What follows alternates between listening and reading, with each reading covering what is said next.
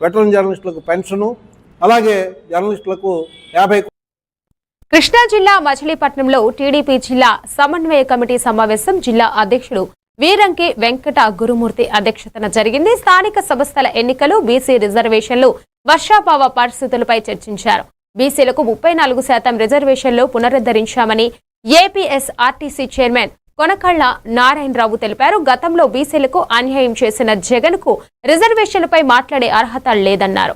ఎన్నికలను అడ్డుకునేందుకు జగన్ కుట్రలు చేస్తున్నారని మాజీ ఎమ్మెల్సీ వైవీబీ రాజేంద్ర ప్రసాద్ ఆరోపించారు. అడ్డుకోవటం కోసం విశ్వ ప్రయత్నం చేయటం జరుగుతుంది. అందులో భాగంగానే నిన్న వాళ్ళ పార్టీ తరఫున అధికారపూర్వకంగా సర్లో ఓటర్ లిస్టు ఫైనల్ అయిన తర్వాతే ఎన్నికలు జరపాలి అని చెప్పి నిన్న హైకోర్టులో కేసు వేయటం జరిగింది. లేళ్ల అప్పిరెడ్డి గారు వైసీపీ ప్రధాన కార్యదర్శి, వైసీపీ పార్టీ 34% ఉండకూడదు బీసీలకి రిజర్వేషన్లు స్థానిక ఎన్నికల్లో అని చెప్పి కోర్టులో 4 రోజుల క్రితం కేసు వేయించడం జరిగింది.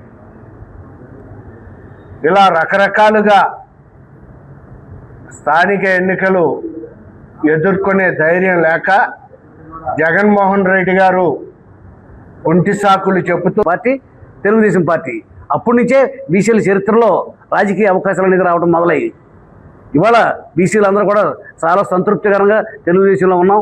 ఇవాళ నా బోటి వాళ్ళకి రాజకీయ అవకాశాలు, నేను 3 సార్లు పార్లమెంట్ మెంబర్గా పోటీ చేశాను, 2 సార్లు పార్లమెంట్కి పంపించారంటే అది తెలుగుదేశం పార్టీ బీసీలకు ఇచ్చిన గౌరవం. ఇవాళ 33% రిజర్వేషన్లు ఇవ్వాలని చెప్పి స్థానిక సంస్థల్లో నిర్ణయించారు. గతంలో కూడా చంద్రబాబు నాయుడు గారు 34% ఇచ్చారు. నువ్వు కోర్టులో కేసులు వేయించి నువ్వు అతి అయ్యంలోనే